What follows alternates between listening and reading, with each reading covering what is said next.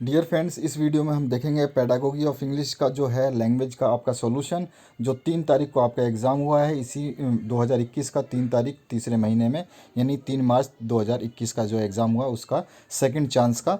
तो चलिए इसके क्वेश्चन के आंसर्स देखते हैं। और अगर आपको किसी भी दूसरे सब्जेक्ट का क्वेश्चन का आंसर चाहिए तो आप अपने क्वेश्चन पेपर का साफ़ फ़ोटो, जैसे आप इस वीडियो को देख रहे हैं, बिल्कुल साफ़ फ़ोटो आप हमारे व्हाट्सएप नंबर 8469022568 पर सेंड कर देंगे तो आपको जो है आंसर प्रोवाइड हम कर देंगे। चलिए स्टार्ट करते हैं फटाफट। चाहे आप फर्स्ट ईयर में हो, सेकंड ईयर में हो, वो डजेंट मैटर फॉर मी, आप भेज सकते हैं और क्वेश्चन का हम सोल्यूशन बना देंगे। चलिए पहला क्वेश्चन जो है इसमें पूछा गया आपसे, knowing and using more than 2 languages is usually referred as.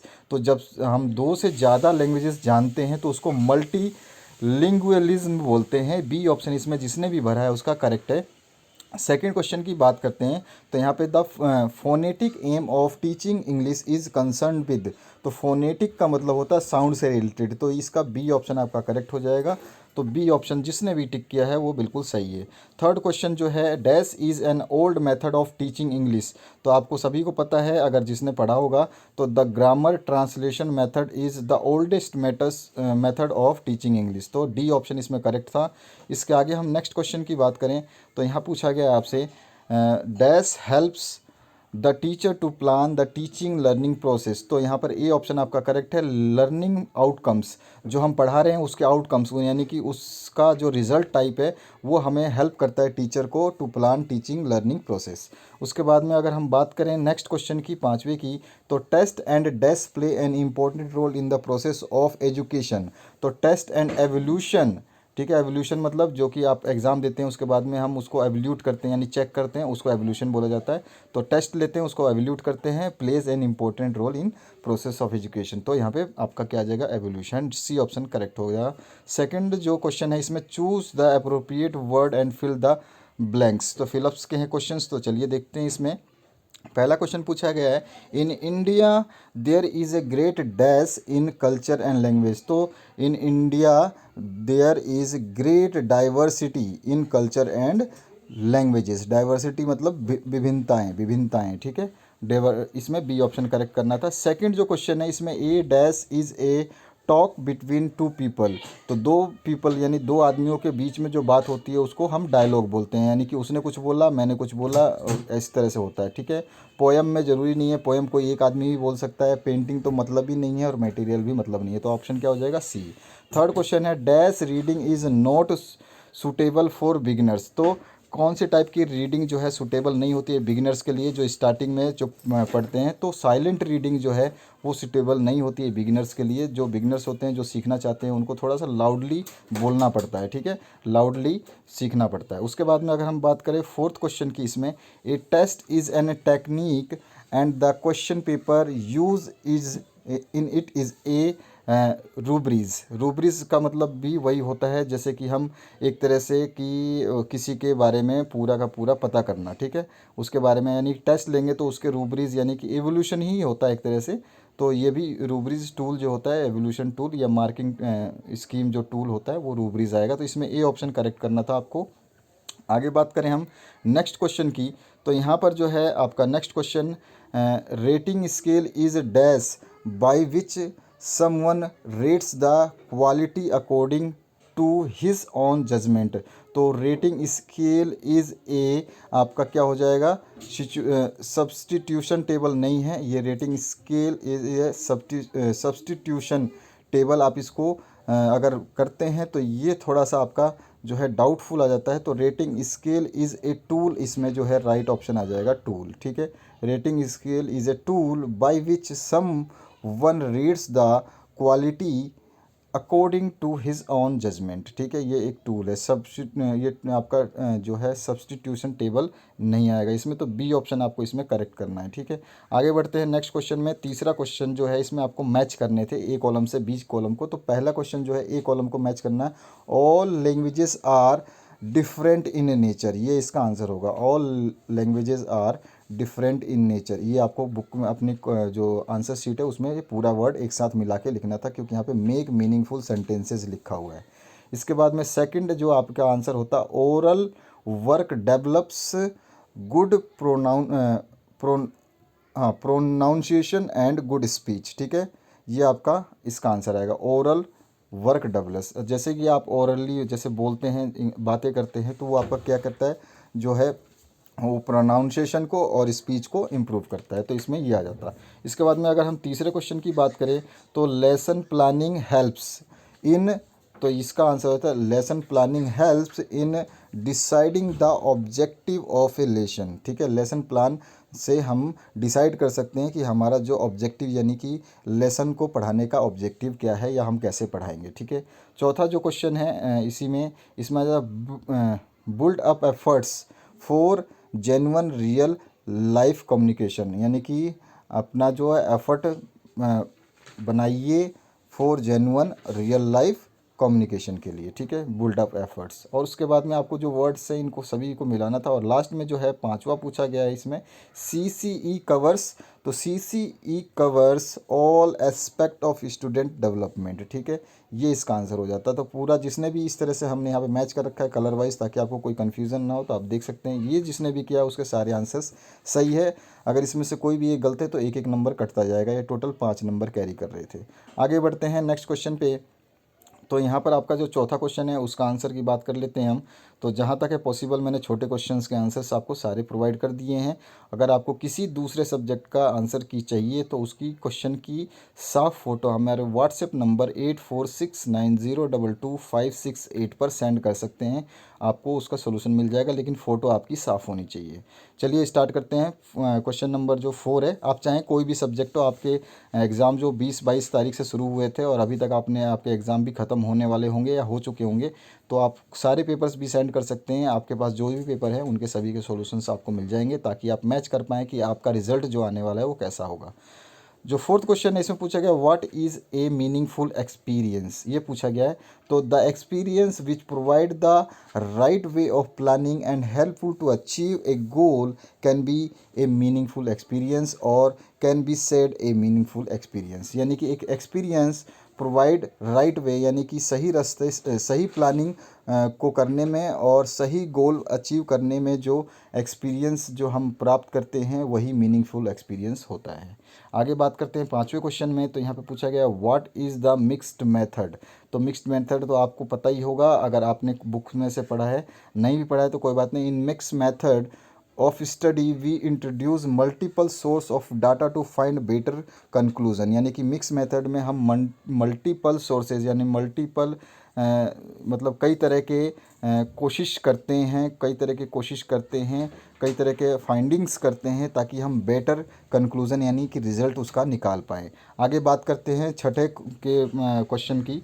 तो यहाँ पर जो छठा क्वेश्चन है right the advantage of the story method, तो इसका जो आंसर है ये क्या करता है। तो देखिए स्टोरी मेथड का केवल आपको एडवांटेज लिखना है, तो पहला एडवांटेज हो जाएगा एनकरेज एक्टिव पार्टिसिपेशन, ठीक है, ये एनकरेज करता है एक्टिव पार्टिसिपेशन, मतलब कि लोग चढ़ कर के बढ़ कर के हिस्सा लेते हैं। दूसरा है इंक्रीज़ वर्बल प्रोफिशिएंसी, ये आपके वोकाबुलरी को बोलने के तरीके को जो है उसको सुधारता है। Encourage use of imagination and creativity, ये आपके जो इमेजिनेशन यानी कि आपका जो सोचने का तरीका है और कुछ करने का तरीका है उसको भी ये इन्हेंस करता है, बढ़ाता है। तो ये सब चीज़ें हैं जो स्टोरी मेथड में आती हैं। आपको कोई भी इसकी 2 लिख सकते थे तो आपको पूरे आंसर मार्क्स मिल जाते।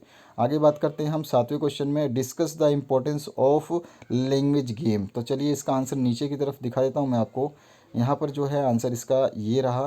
तो यहाँ पर क्या क्या मतलब बेनिफिट है वो बताना है आपको। तो games help student to make and sustain the effort of learning, यानी कि लर्निंग में बढ़ावा देने के लिए और टिके रहने के लिए गेम्स हेल्प करते हैं। उसके बाद में games provide language practice in the various skill, यानी कि गेम्स क्या है आपको लैंग्वेज प्रैक्टिसेस भी प्रोवाइड करते हैं, जैसे में स्पीकिंग, राइटिंग, लिसनिंग और रीडिंग वगैरह आ जाती है।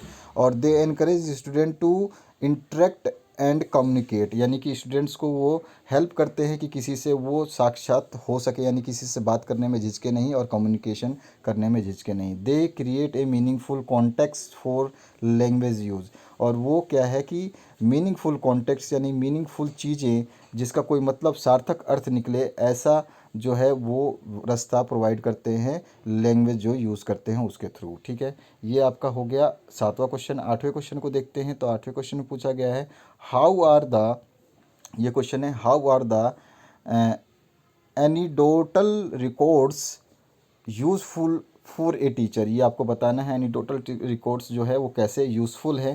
तो चलिए इसका आंसर देखते हैं। बहुत ही आसान था। इसमें जो है अगर हम बात करें तो it helps the teacher to record the behaviour of the student as observe by him time to time. यानी कि एक टीचर द्वारा एक स्टूडेंट के बिहेवियर यानी कि उसके व्यवहार को टाइम टू टाइम वो ऑब्जर्व कर रहा है यानी देख रहा है, तो उसको नोट करने में उसको ये चीज़ सहायता प्रदान करती है। उसके बाद अगर हम बात करें तो it provides a lasting record for behaviour will which may be useful later in contributing to a judgement about the student. और ये क्या करती है कि ये एक आपको बाद में काफ़ी लंबा रिकॉर्ड आप बना सकते हैं इसके थ्रू, और ये रिकॉर्ड आपको बाद में भी बता सकती है कि जो आपका स्टूडेंट है उसका कैसा बिहेवियर रहा, उसके बारे में आप जज कर सकते हैं इस रिकॉर्ड से। तो ये इसका आंसर हो गया। अब आगे हम बात करते हैं 9th क्वेश्चन की। तो 9th क्वेश्चन में पूछा गया how maintaining teachers diary is helpful for a teacher. तो टीचर डायरी का बेनिफिट आपको बताना है, फ़ायदा बताना है। तो आप कुछ भी लिख सकते थे जो आपको थोड़ा बहुत याद होगा। जैसे कि मैंने बताया कि आपके सारी इंटर्नशिप फाइल, आपकी जितनी भी डेली डायरी, दैनंदिनी सारी की जो वीडियो है, आपको इसी वीडियो के डिस्क्रिप्शन बॉक्स में उसकी PDF फाइल वाली लिंक मिलेगी सभी की, वहाँ से आप उसको डाउनलोड कर सकते हैं पूरी PDF फाइल। 9th क्वेश्चन जो है इसमें पूछा गया है जो टीचर्स डायरी है वो क्या हेल्प करता है। तो it provides the teaching record for a teachers and other activity performed by him. यानी कि एक टीचर डायरी क्या करता है, आपको टीचिंग रिकॉर्ड भी बताता है टीचर का, और उसकी अदर एक्टिविटी उसने जो भी किया है वो उसमें नोट करता है। सेकंड है it guides the teacher for completing the course. आपका कोर्स कितना हुआ है इसको कंप्लीट करने में भी वो सहायता करता है, क्योंकि आप उसमें लिखते जाते हैं कि ये हुआ ये हुआ। और different classes assignment assign to him. और उन्होंने जो जो जो चीज़ें उनको उन्होंने क्लास में दी है उसके बारे में भी उसमें वो लिख लेते हैं कि हमने ये इस क्लास में करवाया है, तो वो भी चीज़ उसमें हेल्प करती है। तीसरा है it helps in the classroom management. Classroom को मैनेज करने के लिए और प्रिपेयरिंग इंस्ट्रक्शनल प्रोसीजर कि इसके हिसाब से मुझे और क्या तैयारी करनी है, इस टाइप की भी वो हेल्पिंग के लिए टीचर्स को बहुत मदद करती है। तो ये टीचर डायरी का फ़ायदा है। आप कुछ भी और भी लिख सकते थे, बहुत सारे होते हैं, तो मैंने 3 इंपॉर्टेंट जो मुझे लगे ये लिख दिए, काफ़ी होते हैं आपको 2 नंबर में लिखने के लिए। इसके बाद में अगर हम 10th क्वेश्चन की बात करें इसी क्वेश्चन में, तो differentiate between method and approach. Approach और मेथड में आपको अंतर बताना है। तो चलिए इसको देख लेते हैं। तो सबसे पहला जो है an approach is an act. यानी कि अप्रोच जो है आपकी जो पहुंच बोलते हैं, अप्रोच इज़ एन एक्ट, ये एक कला है, एक्ट है। ठीक है, यानी कि एक मतलब कह सकते हैं करने की कोशिश है। But a method is a process to finish a task. लेकिन मेथड क्या है, मेथड होता है कि आप किसी काम को बिल्कुल ख़त्म कर दें। ठीक है, उसके बाद में अगर आप और बताएं अप्रोच में डिफरेंस क्या है, तो approach means to handle something. Approach मतलब कि किसी चीज़ को हैंडल करना, कि चलो यार इसको ऐसे ऐसे कर लेंगे। और जो मेथड है वो refers to the system of doing something. यानी कि आप उसको हैंडल कर रहे हैं लेकिन कौन से तरीके से कर रहे हैं, स्टेप बाय स्टेप जो चीज़ बताती है उसको हम मेथड कह सकते हैं। और तीसरी चीज़ the approach is just a concept conversely. ठीक है, ये बिल्कुल जस्ट एक कंसेप्ट है जो कि हम केवल बोल के ही बात कर सकते हैं, बोल के ही बता सकते हैं। अप्रोच में ज़्यादा आप प्लान नहीं बना सकते। लेकिन method is a step by step procedure. और मेथड क्या है आपका, स्टेप बाय स्टेप प्रोसीजर होता है। इसमें प्लान होता है कि फर्स्ट में हमें क्या करना है, सेकंड आगे सेकंड स्टेप में क्या करना है, थर्ड स्टेप में क्या करना है। तो इस तरह से आपको इसका लिख देना था। इसी में आगे जो क्वेश्चन पूछा गया है 10वें में ही और पार्ट में, उसमें पूछा गया था बिल्गुइन मेथड और ग्रामर ट्रांसलेशन मेथड में आपको अंतर बताना है। यहाँ पे आप देख सकते हैं ये क्वेश्चन जो पूछा गया, differentiate between bilingual method and grammar translation method. तो इसके भी आंसर मैं बता देता हूँ आपको। तो इसमें जो है आपका नेक्स्ट क्वेश्चन में तो बिल्गुनियन मेथड में आपको लिखना था ये mother tongue use restricted manner, यानी कि इसमें जो है मातृभाषा का यूज़ है ना वो ना के बराबर है। लेकिन ग्रामर ट्रांसलेशन मेथड में there is excessive use of mother language, यानी कि मदर टंग, यानी कि यहाँ पे ग्रामीण या क्षेत्रीय भाषा जो हम जनरल अपनी आपस की भाषा बोलते हैं उसका ग्रामर ट्रांसलेशन मेथड में ज़्यादा यूज़ होता है। उसके बाद में सेकंड की बात करें तो mother tongue is use only by the teacher while explaining the meaning etcetera. और इस बिल्गुनियम मेथड में जब भी केवल मदर टंग को कभी कभी इस्तेमाल किया जाता है जब कोई चीज़ एक्सप्लेन करनी हो और वो बच्चे ना समझ पाए, तो उस समय इस टाइप के मेथड को जो है मदर टंग को यूज़ किया जाता है बिल्गुनियम में। लेकिन यहाँ पर क्या है कि मदर टंग जो है ग्रामर ट्रांसलेशन मेथड में teachers as well as pupils of use mother tongues it's develops the habit of translation among the student, यानी कि इसमें सबसे ज़्यादा यूज़ होता है। इसमें टीचर के साथ साथ भी स्टूडेंट भी इसको जो मदर लैंग्वेज है यानी कि रीजनल भाषा जो आपकी देहाती बोल सकते हैं उस भाषा को ज़्यादा यूज़ करते हैं। तीसरा जो अगर हम बात करें इसमें क्या फ़र्क है, तो lot of practice is provided to student in the drill of sentence pattern, यानी कि सेंटेंस पैटर्न के लिए इसमें प्रैक्टिस की बहुत ज़्यादा ज़रूरत पड़ती है। और know practice is given in the drill of sentence pattern, और इसमें जो है सेंटेंस पैटर्न के प्रैक्टिस के लिए ज़्यादा एफर्ट नहीं लगाया जाता। चौथा क्वेश्चन है चौथा मतलब जो डिफरेंस है वो है oral work is emphasise so that people have great practice in speaking English. इसमें क्या है कि ओरल जो वर्क है उसको ज़्यादा बढ़ावा दिया जाता है। और यहाँ पर जो है इसमें अगर ग्रामर ट्रांसलेशन मेथड की बात करें तो people have less practice in speaking English. इसमें क्या है बहुत कम लोग जो हैं वो स्पीकिंग इंग्लिश की प्रैक्टिस करते हैं। तो ये हो गया आपका इसका आंसर। 10वां क्वेश्चन कंप्लीट। 11वें क्वेश्चन की बात करें तो 11 में what is inductive method explain, और ऑप्शन में आया है discuss the principle of learning by doing. तो व्हाट इज़ इंडक्टिव मेथड ये आपको बताना था। तो आपको सबसे पहले इंडक्टिव मेथड की मेथड समझा देनी थी कि inductive method of teaching means the teacher present the rule through situation and sentences and does guide practice then the learner do free practice. ठीक है, यानी कि टीचर क्या करता है वो अपने सिचुएशन के हिसाब से आपको जो है वो teacher presents the rule through the situation sentences and guide practice. ठीक है, देन स्टूडेंट या जो लर्नर है वो फ्री प्रैक्टिस करता है। After that the teacher reduces and elects the rule from form to learners themself by themselves, यानी कि जब क्या है उसके बाद में क्या करता है टीचर जो है रूल्स हटा देता है वहाँ से, अपने अपने रूल्स जो उसने लगाए थे वो हटा देता है, और जो लर्नर्स हैं जो स्टूडेंट्स हैं उनको बोला जाता है कि आप खुद से तैयारी करें। ठीक है, और इसके आगे भी आप लिखना चाहें तो और भी लिख सकते हैं। An inductive approach to teaching language start with example and ask learner to find rules, यानी कि इस लैंग्वेज में इस अप्रोच में क्या होता है कि ये स्टार्ट करते हैं इसको एक एग्जांपल से, और जो स्टूडेंट या लर्नर है उसको बोलते हैं कि इसमें रूल्स को फाइंड आउट करो। It can be compared with deductive approach. अभी इंडक्टिव है ये डिडक्टिव अप्रोच से भी कंपेयर किया जाता है क्योंकि आपके दो अप्रोच होते हैं इंडक्टिव और deductive. That start by giving learners rule then example then practice. ठीक है, पहले क्या होता है लर्नर्स को रूल दिया जाता है जब डिडक्टिव अप्रोच में, और उसके बाद में एग्जाम्पल और उसके बाद में प्रैक्टिस, जबकि आपका इसमें उल्टा होता है। एग्जाम्पल के लिए यहाँ पर दे दिया गया है, आप इस एग्जाम्पल को भी पढ़ सकते हैं, आराम से समझ सकते हैं। इसी के और पार्ट में जो पूछा गया था लर्निंग बाय डूइंग जो है उसके बारे में बेनिफिशियल बताने थे, तो मैंने थोड़ा सा लिख दिया।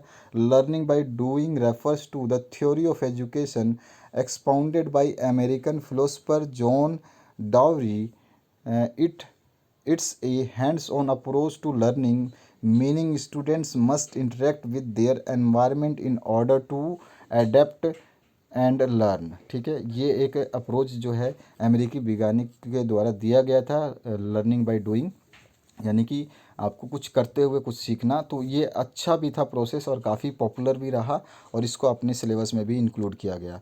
तो इसके बारे में आपको थोड़ा सा और बढ़ा के लिखना पड़ेगा क्योंकि ये क्वेश्चन थोड़ा बड़ा है और ज़्यादा मार्क्स कैरी करता है। अगर हम 12वें क्वेश्चन की बात करें तो 12वें क्वेश्चन में आपसे जो पूछा गया उसको देख लेते हैं। तो यहाँ पर देखते हैं 12वें क्वेश्चन में पूछा गया discuss the merit of bilingual method, और ऑप्शन में discuss the merit of structural approach. तो 12वें क्वेश्चन को देखते हैं यहाँ पे इसका आंसर क्या लिख सकते थे। तो यहाँ पे देखिए 12वें क्वेश्चन में पहले मेरिट्स बतानी थी, तो स्टूडेंट बिकम फंक्शनल बिल्गुनियल्स, तो इस मेथड के लिए वो फंक्शनल हो जाते हैं। Never miss out a lesson, एक भी लेसन इससे मिस नहीं होता। Give some love to other languages, और इस मेथड के अकॉर्डिंग हम जो है दूसरे लैंग्वेजेस को जो है सम्मान देते हैं। एसेसिबिलिटी यानी कि इसको इस तक पहुंचना, इसको इसको सीखना वो बहुत ही आसान है। डिसिप्लिन है इसके अंदर। It's a teacher tool not a student crutch, ये क्या है कि आपका स्टूडेंट के लिए ये कोई खिलौना नहीं है, लेकिन ये टीचर के लिए एक टूल है। उसके अगर हम बात करें 7th में, build strong functions for reading writing from the start, तो ये आपको सॉरी फंक्शंस नहीं है, फाउंडेशंस है। बिल्ड स्ट्रॉन्ग फाउंडेशन यानी कि ये आपका जो बेसिक आपकी जो क्या कहते हैं फाउंडेशन, नींव को जो है रीडिंग की और राइटिंग की, उसको बहुत ही अच्छी शुरुआत देता है। और ऑप्शन में है demerits of structure approach in teaching English, तो इसमें क्या डीमेरिट्स हो सकते हैं। तो it is suitable for lower class student, यानी कि ये जो है लोअर क्लास स्टूडेंट के लिए है, तो ये इसके अंदर डीमेरिट है। और continuous teaching of structures and their repetition make the atmosphere dull, अगर हम इसको कंटिन्यूस यूज़ करते हैं पढ़ाते हैं तो इसमें क्या हो जाता है, ये एटमोसफियर को यानी कि बोरिंग सा लगने लगता है।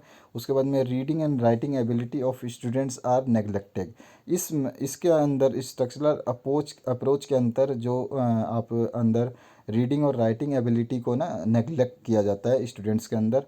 और it is very difficult to get skilled teacher for this purpose, और इसके लिए जो टीचर की व्यवस्था है, जो इसके लिए काबिल टीचर है उसको भी व्यवस्थित कर पाना, उसको ला पाना, अपॉइंट करना मुश्किल होता है, काफ़ी कठिन होता है। और it is not suitable for higher classes, जैसा कि इसने दूसरे पॉइंट में बताया था लोअर क्लास के लिए, तो ऑब्वियस से बात है ये हाई क्लास में यूज़ नहीं कर सकते। तो इस टाइप की ये डीमेरिट्स हैं इसके। इसके बाद में 13वां जो क्वेश्चन है उसको देख लेते हैं। तो 13वां जो क्वेश्चन है इसमें आपका पूछा गया है what are the objective of intensive reading, तो इंटेंसिव रीडिंग की ऑब्जेक्टिव बतानी है। बड़ा क्वेश्चन है 4 नंबर का, मैंने थोड़ा सा लिख करके आपको समझाने की कोशिश की है, क्योंकि यहाँ पे सारे क्वेश्चंस बड़े हैं और जैसा आपने लिखा होगा वैसे ही आपको अंक मिलेंगे। तो आपको क्या लिखा आपने वो आप देखना है आपको।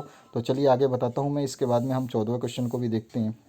तो यहाँ पूछा गया है what are the objective of intensive reading, तो its objective to focus and attention on a particular language feature to feature और features its many purpose is to better prepare learners to read other text on their own, यानी कि इसका main जो है objective क्या है, ये objective है कि इसका ये अटेंशन क्रिएट करे लैंग्वेज को अंडरस्टैंड में, और मेन पर्पस क्या है, बेटर प्रिपेयर करे लर्नर्स को, सीखने वालों को, जो कि other text of their own, यानी कि जो वो दूसरे चीज़ें लिखते हैं सीखते हैं वो खुद इन चीज़ों को तैयार कर पाएँ।